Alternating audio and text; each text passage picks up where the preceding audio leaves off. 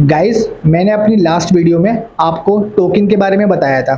ठीक है guys, but आज मैं बात करूंगा एलएलएम के बारे में। गाइस, आज मैं डीप जाऊंगा। ठीक है, आज मैं आपको बताऊंगा जब एक यूज़र चैट जीपीटी से एक क्वेश्चन पूछता है तो गाइस कैसी चीज़ें अंदर प्रोसेस होती हैं, मैं आपको उसके बारे में बताऊंगा। ठीक है, कैसे अंदर प्रोसेस हुई, हम उसके बारे में बिल्कुल बेसिक से बात करेंगे। ठीक है, हम बात करेंगे एलएलएम के बारे में। एलएलएम मॉडल क्या है? ठीक है, जब आपने चैट जीपीटी से एक क्वेश्चन पूछा, ठीक है, तो वो गया आपका एलएलएम मॉडल के अंदर प्रोसेस होने। ठीक है, तो गाइस एलएलएम मॉडल क्या है, तो मैं आपको एलएलएम मॉडल के बारे में एक्सप्लेन करने जा रहा हूँ। ठीक है, इसे ध्यान से समझना। ठीक है, एलएलएम की फुल फॉर्म होती है लार्ज लैंग्वेज मॉडल।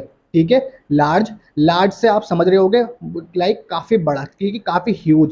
ठीक है, और लैंग्वेज, लैंग्वेज से भी आप समझ रहे होगे हिंदी, इंग्लिश। ठीक है, और मॉडल, ठीक है, मॉडल से भी आप समझ रहे होगे एक ऐसा मॉडल, एक ऐसा सिस्टम। ठीक है, तो यहाँ पर हम बात करते हैं कि एल फॉर लार्ज। ठीक है, मतलब कि अब इसे ध्यान से समझना, trend on huge amount of data. ठीक है, मतलब कि जो आपका एआई है, ठीक है, जो आपका एआई है वो ट्रेन हुआ है एक ह्यूज अमाउंट ऑफ डेटा पे। ठीक है, बहुत ज़्यादा अमाउंट ऑफ डेटा। ठीक है, एक बहुत ज़्यादा डेटा सेट उसे फीड करा गया है अंदर। ठीक है, उसके, ठीक है, वो आपका बुक्स भी हो सकता है, वेबसाइट भी हो सकता है, एंड आपका कोड भी हो सकता है। ठीक है, मतलब कि ह्यूज अमाउंट ऑफ डेटा, ठीक है, कोड का, वेबसाइट का, बुक्स का एआई के अंदर फीड करा गया है। ठीक है, तो उसमें आएगा हमारा लार्ज। ठीक है, लार्ज से आप समझ जाना लार्ज अमाउंट ऑफ डेटा, ठीक है, उसके अंदर फीड करा गया है। ठीक है, एआई के अंदर। ठीक है, यहाँ पर मैं लेके चल रहा हूँ चैट जीपीटी के बारे में।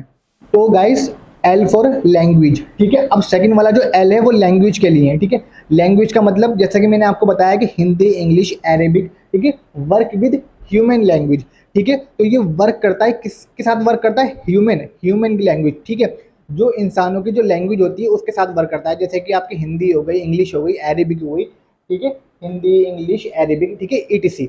ठीक है, तो इन लैंग्वेज के साथ ये वर्क करता है। ठीक है, लार्ज मतलब कि ह्यूज अमाउंट ऑफ डेटा इसके अंदर फीड करा गया है। ठीक है, एंड आपका एल फॉर लैंग्वेज, ठीक है, इसमें ह्यूमन लैंग्वेज जो है इसमें आपकी इंक्लूड करी गई है। ठीक है, बहुत ज़्यादा लैंग्वेज इसमें इंक्लूड करी गई है। ठीक है, उसके बाद आया model, M for model.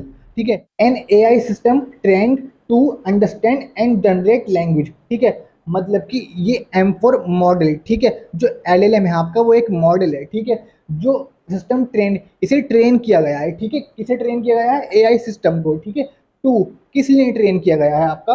Understand and generate language. ठीक है, अंडरस्टैंड करने के लिए, ठीक है, वो पहले आपका इनपुट अंडरस्टैंड करेगा, एंड आपका इनपुट अंडरस्टैंड करने के बाद उसे पूरा प्रोसेस करेगा। ठीक है, उसे प्रोसेस करने के बाद फिर आपको आउटपुट देगा। ठीक है, उसे ही हम कहेंगे एलएलएम।